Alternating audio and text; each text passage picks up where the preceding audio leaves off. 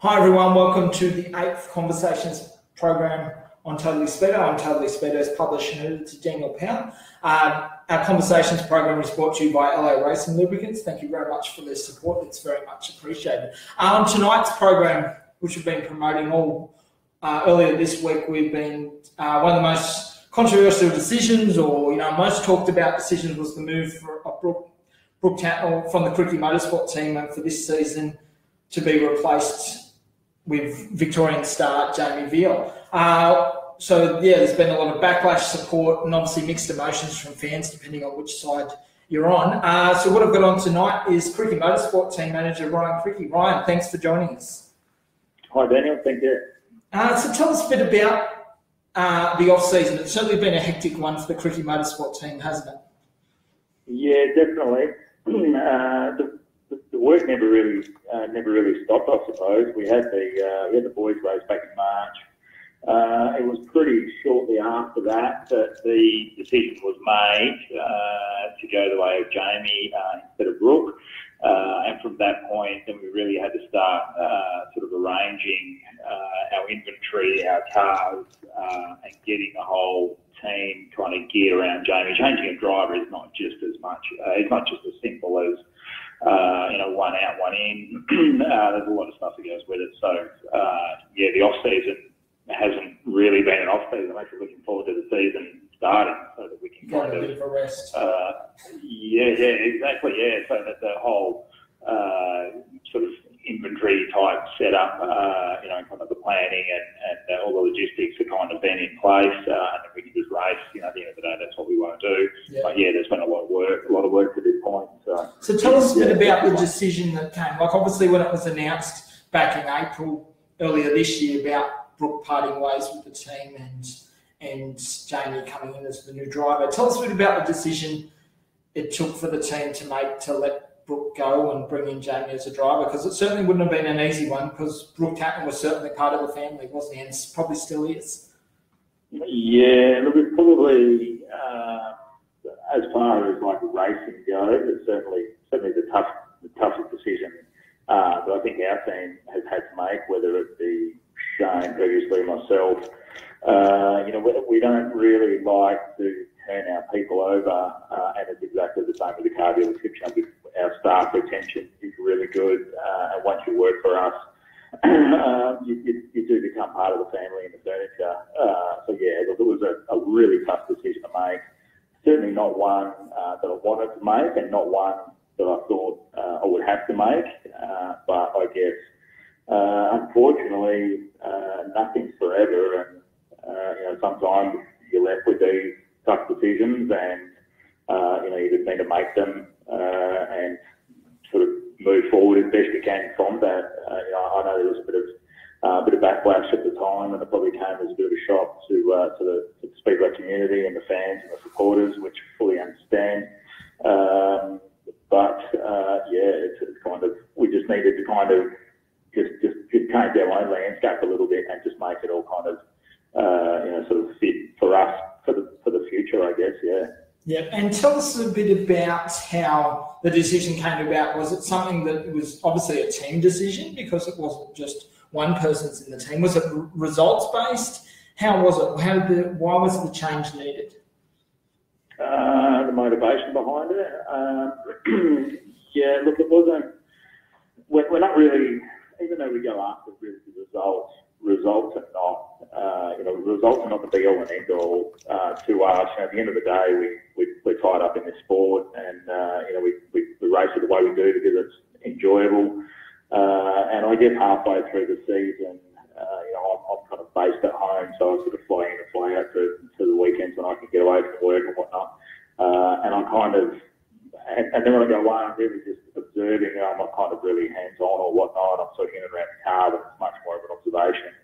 And I kind of was just getting the feeling that, maybe our time had come with Brooke. Maybe the relationship was maybe starting to break down between Dylan and Brooke. I don't know. It just felt to me like that chemistry wasn't there now. Like the culture had changed a little bit, and we're having a bad run. So that kind of starts conversations with other people, I suppose. Jamie was in exactly the same boat. He didn't have a crew chief last year, so he was doing a lot of it himself, which was really hard on him. His results were kind of like ours, mixed. So then, I guess somewhere along the way during last summer, second half of last summer, second half of the season, I guess the conversation came up one day, and I guess one conversation led to another, which led to another, which then kind of led to internal conversations, I guess, with Dylan and my dad, and also Matt, who works on the car, and some other supporters of ours, and we kind of just, kind of got like a real collective head, and kind of just, I got a lot of opinions and a lot of thoughts, and mulled over it for a bit, and came up with the decision that our best way forward might be to replace Brooke with Jamie, and that's kind of how it came about. So it wasn't because we had a bad year results-wise. It wasn't any internal feud. It wasn't because James no longer here. It was none of that. It was really just purely I just felt like the chemistry between everyone within the team kind of leading in the second half of the year kind of broke it down a little bit, and I just didn't want the rot to set in, so I kind of just started to put things in place to fix it. Yeah, so how was, last season was the first season on the road without Shane. How was it on the road? How was the morale? Obviously you didn't have the best of runs results-wise out in the track, but how was it without the first season? Yeah. It must have been hard for everyone. Yeah, look, it was hard for everyone. Obviously the landscape for us now is hugely different, and it's just a massive adjustment. And that was probably the hardest thing. I was used to flying away on the weekends, more than likely with Shane, we travel together and stay together and come back together and whatnot. But then there were times when I'd go on my own and he'd stay home and vice versa. So so that kind of thing I sort of adjusted to reasonably quickly. I guess it's a lot more political. Or last year the World Series didn't have the best year. They had plenty of curveballs thrown at them as well. So it became a real political. It became quite political at times, which I'm not an overly political person. I'd rather just kind of say it straight as it is, and just play it with a really straight bat. But I sort of worked out that wasn't the best way to go at all times, which was handy with Brooke, because that's kind of he doesn't mind entering into into the conversation or whatnot, and sort of keep it going. Whereas I've got plenty to do with my day, as opposed to have 10 conversations about half a point here and a point there. So so Brooke almost took like that kind of roll on. But yeah, look, it was hugely different morale because our year wasn't great. Kind of slumped pretty quickly, I think. And realistically, I think our whole season was defined up in Brisbane early in the year when we were running second. Probably had the car to win, and ended up running over someone, tore the front off the car, and then from there I just kind of felt like we're behind the eight ball all year. Went back to Brisbane, crashed again, tore another car out. We just had one of these years that we've never ever had with Brooke. So the fact that everything kind of went pear shaped, then you start looking at things a bit closer, and sort of that just kind of triggered all the thoughts that kind of there was a lot of areas of doubt then, I guess. So. Yeah, with that. And how, without going into too much detail, how was the conversation with Brooke when you had to break the news? Because obviously he was back in America and you had to make the phone call. Yeah, correct. Yeah, I had to give him a ring, and look, that happened pretty much as soon as we, well, I guess there was a couple of things that happened. We had to do the deal with Jamie before we had the conversation with Brooke, so that had to be right. But then it didn't go any further than that. There was no, I didn't have a media, well, as you know, I didn't have a media release in place. I didn't have anything. The conversation with Brooke was the most important thing. Look, it wasn't one I wanted to make. I wasn't rapt to deliver the news to him. He wasn't rapt to get it. And I fully understood his point of view.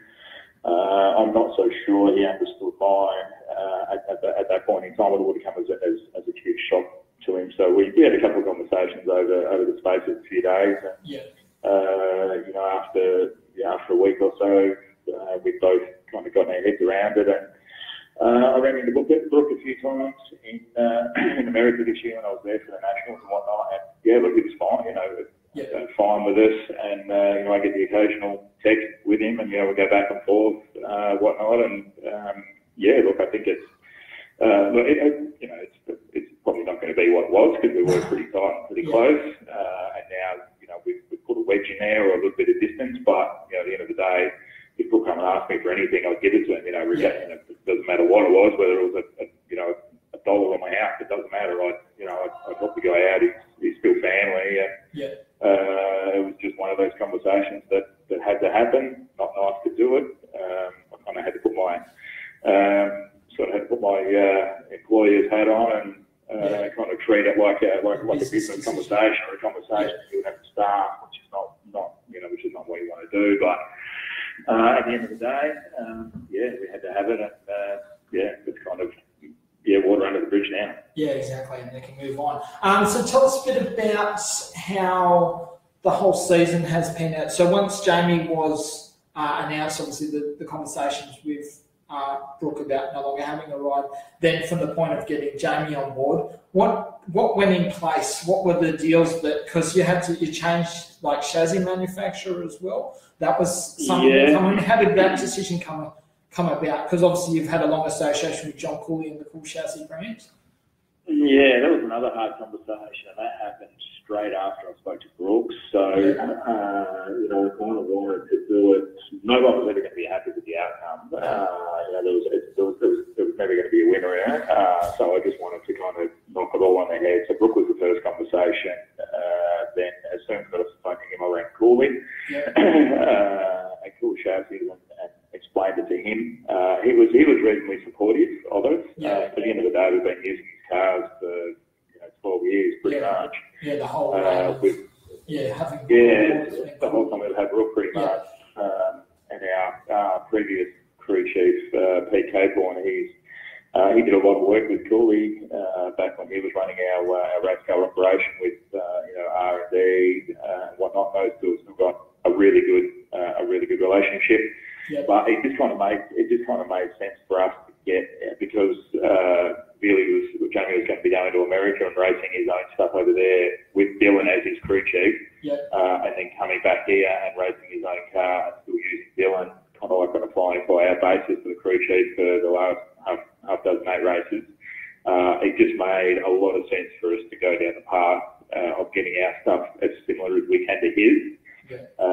So that we're not really, with the World Series and as short as our calendar is, we can't afford to burn any night. So it's, we just really wanted to hit the ground running and kind of like have our base points like nearly bang on as soon as Jamie gets in the car. So I didn't want to go away from tools, and that was a couple of conversations that I had with Jamie. But in the end, it was just smarter for us to go the way of Maxims and get our gear as close as we can to Jamie's stuff, so that we can hit the ground running. Yeah. Okay. And so tell us a bit about the off season and how that's been. It's been a busy one. A lot of changes happened. What goes into when you're switching drivers? Like, you're switching drivers, you're switching chassis. How's everything come together during the off season? To be honest, it's probably only come together in the last couple of weeks, really, all the car wise anyway. Dylan spent a good portion of the winter in America with Jamie racing over there, which is fine. That's kind of almost the program for a lot of crew chiefs or mechanics over here. They sort of go chasing the racing, which is fine. So it was kind of first of all, we had to order the cars and everything we needed. So that was kind of that sort of happened, kind of more or less straight away once we kind of shook hands with Jamie to make sure that our stuff was going to get here prior to Dylan going to America, so that at least sort of start some prep work. Dilzo went to America, came back. From there, then we just really started building the cars. All the stickers really only arrived kind of a week or two there's plenty of work in changing cars, getting all your spares right. Then you've got the work to the truck and the trailer and everything else that goes with it. So, plus we've had another sponsor come on board with Pumper Manufacturing, so there was a bit of time involved there. That sort of came through Alan Kelly at TEH, so there was a little bit of time in that kind of sewing that all together as well. So it's kind of been sort of almost a busier period during the off season than it has the race season. Yeah. So tell us a bit about the sponsors that have come on board. You've had a few that have parted ways and ones that have come on board. How is the sponsor landscape for the team? Like, as one of the country's leading sprint car teams, how does it go about with sponsorship for you guys? Yeah, look, sponsorship's really hard, and to be honest, without the sponsors we've got and the businesses we've got, there's no way we can afford to do it. And I take my hat off to the guys that that race purely out of their own pocket or don't have a great deal of sponsors. It's mad almost. But yeah, look, really fortunate. Owen Kelly from TEH Transport Equipment Hire in Melbourne. He's been a massive supporter of ours for the last few years. We had Barker Trailers previously. This year, Pumper Manufacturing, which is a similar thing, a trailer company, has come on board, which has been good. Kind of freshen that up a little bit. Valvoline's been a long time supporter of ours. They give us endless amounts of product, as well as they're a monetary sponsor as well. And then there's some local people that help us out as well. So look, super fortunate to have really good supporters with us, and a lot of them have been there for a long period of time. So it's great. Yeah, exactly. And tell us a bit about how everything, in terms of the promotional side of things, like it's no secret that you and I, with my business, Redline Media, have come on board with the website and all that. The decisions behind that and to really up that sort of area in terms of the marketing? Yeah, look, I think it's, I think that side of things, like obviously me running the Subaru dealership and being involved with Toyota and whatnot, the whole digital space, or especially your websites, are super important for us in the business that we do. So I guess I kind of look at the race car team almost similar to that. I think these days it's almost a full-time job. So it's which is why I approached you. A professional outfit. With so far working well together. You've also come on board as a sponsor of ours, which is great. I think to get it to that next level, which is kind of where both our parties want to get it. I think it is a job for a professional outfit to get it across, the main three mainstream social media outfits, Facebook, Twitter, Instagram, as well as our revamped website, which looks immense, nice and clean. It's easy to use. We've got the online store now set up as well, which is really simple. I think it's super important. I feel like we have a responsibility almost to sprint car racing or the Speedway community to kind of try and raise the bar or get it to that next level and bring that bit of that whole sort of social media space and the website space right to the professional sort of level. And the only way you're going to do that is give it to a professional company to handle. So. Yeah, and it's also about maintaining sponsors too and keeping them involved. Like a lot of work that we do is tagging all the sponsors and seeing their engagement, and they just like being notified what's happening and giving them exposure on the social media platform as well. Yeah, absolutely. It's a really easy way to reach them, isn't it, and keep them engaged, and then hopefully send people to their website or to their Twitter page, Facebook page, whatever it's going to be.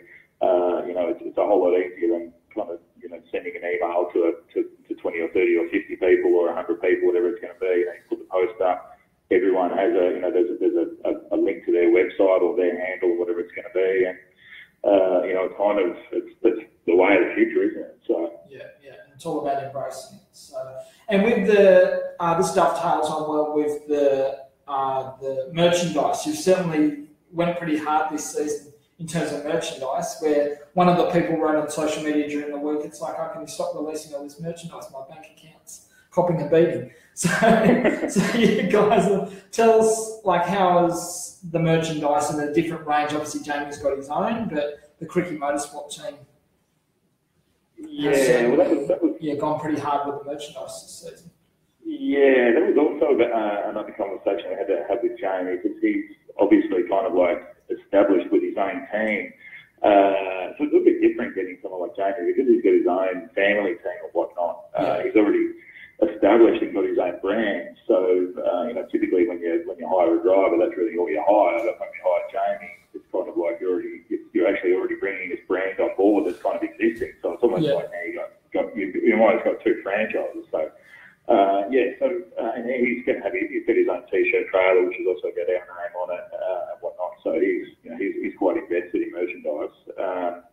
I guess for us, he's been a huge help for me, because it's not something that I've had much to do with prior. So and I guess because it is a new sort of thing to me, I guess I'm pretty keen, and which is why with the merchandise side, I take the time, handle it all myself. I wrap them, put a little thank you card in there, the sticker. It's all quite enjoyable. It's actually really rewarding to get the orders come through. The little notification pops up on your phone. Oh, good, another order. Back it up the next day. It's the first thing I do, and away I go. Like yesterday was shipped 10 orders. Today was 3. Last week there was probably 10 or 12 to go. So the stuff's come up really nice. The stuff with the car on it, that was all designed by Jamie, and that comes from R&R out of America, and the new KMS stuff, which we just launched this week, that was kind of my design that I did with Craig Bradley from Squid Science and Colin Farr, and that's all from Sydney. So okay, so it's actually cool. Through Colin Farr. So who used to be a very handy racer. People forget about him. Robbie's, it's younger. I think it's his older brother. That's the whole speed. That's the whole thing with Speedway. Like our relationship with the Farrs go back. I don't even know when. Obviously Farr raced for us. We've been mates with the Farrs for forever and a day. And now for anything done, it's just shoot Colin and email. We talk a bit of crap and then get down to what we actually need. So it's nice. You're always dealing with people that you kind of know, or in this country anyway. And that's the beauty with the sport. We all sort of, to a degree, look after one another. So with that. And so this Saturday night, the photo shoot, the car's all good to go. You've got practice tomorrow night. When does Jamie get in? Is he coming in tonight or coming first thing in the morning? No, he's getting in good afternoon tomorrow. So he's go to the track, which is also another benefit of having the car's kind of made to suit him, and Dylan spending so much time with him. There's no longer is it half a day to set up the throttle and the seat and get this right and that right and whatever else. It's really kind of just put his seat in, insert in and away he goes. So we won't see him until we get to practice tomorrow night, and we really just go in there just to kind of just do a couple of short, sharp sessions. Just everything in the car is brand new, so just kind of make sure the brakes are right. Just give it a bit of a shakedown more than anything, and then Saturday we're into it. Yeah, it's the Saturday night at the Perth Motorplex for the WA 410 title. With that, from there, how's the vibe within the team? Tell us a bit about the team. Apart from Jamie and Dylan, who makes up the rest of the team for this season? So we've got Matty Cochran, who was on the road with us last year. That was his first year on the road over here. And again, it's all about relationships. I've known Matt for a long time. I support a young guy with a speed car, Dane Kingshot. From Bunbury. He's an absolute gun. So Matty Cochran, I guess you call him our tie guy, but kind of, sort of Dilzo's right-hand man. He's been Dane's crew chief for a long time, and I've known me and Matt go back quite a way. So he's kind of Dylan's right-hand man. He was on the road last year, and then so they're our two permanent guys. And then we've got Jeff Judd, who's a really good mate of Jamie's. been around the field for a long time. Former racer himself, so yeah. He's a former racer himself, that's it, exactly. So he's coming over this weekend actually, flying in on Friday, I believe. And then, so he'll be on a lot of the races, especially kind of like down south there on the East Coast through the busy period, which is good.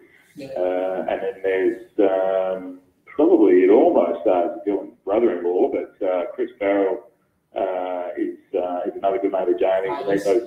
Both Chris and Jody kind of come from Jamie's team. So because Chris ran over in the States, he ran a 14 sprint car for about 10 so done pretty good for a guy who never driven a sprint car before. So. Yeah, he's a ripper fellow, and that, again, it's about relationships.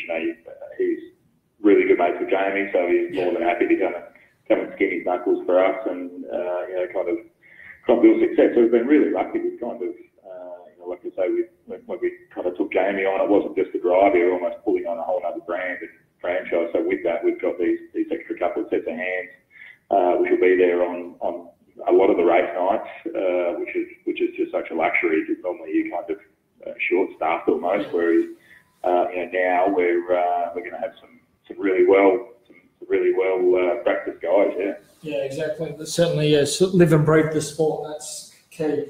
So with Jamie's start to the season, he's had a pretty strong start to the season, but obviously the arch rival in James McFadden, a good friend of Jamie's, but also the Monty Motorsport team, which is one of the main rivals for you guys at the Krikke Motorsport.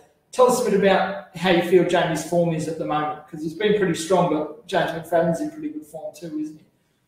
Yeah, he is. I think Jamie's had a really good start to the summer in his car. Tipped it over last week in Murray Bridge, so we'll probably forget about that one and move on pretty quickly from there. But prior to that, so I hope that's out of his system. I don't want to see any more of that. But prior to that, I think he had 2 seconds and 3 wins off the last 5 races. So he's in good touch, and he's always going to be. He's at that level, and so is James. They're at that level where their bad nights are probably 5th and 6th, or thereabouts, kind of. Or a DNF. Hopefully that doesn't come up. But, they're kind of at that level where they're going to be contenders, every night, regardless of who's there. And that's really all you can do, is just put yourself in a position to win and beat whoever's there on the night, and the cars will fall the way they fall. But certainly the 17 car was good last year. James had a good stint in America this winter just gone, and he's come back with huge momentum, and that whole relationship there. James McFadden's crew chief is Dylan's dad. James and Jamie are best mates. I'm reasonably tight with Luke, so it's a pretty tight knit little circle. But it's certainly the car that if you beat the 17, then you're going to be somewhere pretty close to the front. So if James is behind us, then I'll be happy enough with that. Yeah, but that must make you excited for this season, like that's just you guys, because last season wasn't the best of season. James had a great run, winning World Series for the Monty Motorsport team for the first time, winning the Classic. But you guys, did it make you hungrier seeing that? And that's one of that's what makes you excited with Jamie, with you two hungry, a hungry driver and a hungry team from last season coming together. Yeah, I think you're always I guess it's probably just the nature of the beast. We're all going to be hungry for it, I guess. We had an ordinary year. Really had an ordinary year. James, I'm not saying that he didn't have anyone to beat, but we couldn't take a trick. Billy couldn't take a trick, and James had all the tricks, if you know what I mean. Other than the national title, I don't think they probably even bent a panel on the car, and even in the national title, they just kind of got a light touch in the front, which was enough to kind of finish him up, and he was a contender in that. So, certainly it does. Coming off a bad year, you're pretty keen to keep going again, so you can correct it. The Monty Motorsports team last year, I think, schooled everyone in the country in every area. I think they had the best looking outfit. Their social media stuff was better than anyone else's last year. They won more races. They won the big races. They won the championship. bunch of guys, you know, take nothing away from it. They just scored everybody last year. So, like I say, if the 17's behind us, then I know we've done a pretty good job in all areas. Yeah. And tell us a bit about, just to give an insight about Speedway. Like, you know, it's a grueling run. This year you're going to have the opening first 2 nights at Murray Bridge Speedway. But tell us a bit about the grind of Speedway in that whole Christmas, New Year, January period. Yeah, it's a pretty tough one. I haven't been there on the road myself for a couple of years. It's a bit too tough now. I'm a bit too old now. The young guys. I don't mind sitting at home and with a beer between my legs and watching on my iPad or something. But look, it's super tough. You can spend all winter getting ready and have your cabinets nice and full and everything's good, and you can empty them in a big hurry. It doesn't take much for a pear-shaped during that stretch. So this year, having the first 2 nights at Murray Bridge is almost a luxury, because normally it's been Adelaide, Murray Bridge. So there's no travel there for the first couple of nights. Then it's a bit hectic to get to Mount Gambier, which is early hours of the following day after the 2 nights at Murray Bridge this year. Then there's a night off. Then we go to Avalon. Then you got New Year's Eve.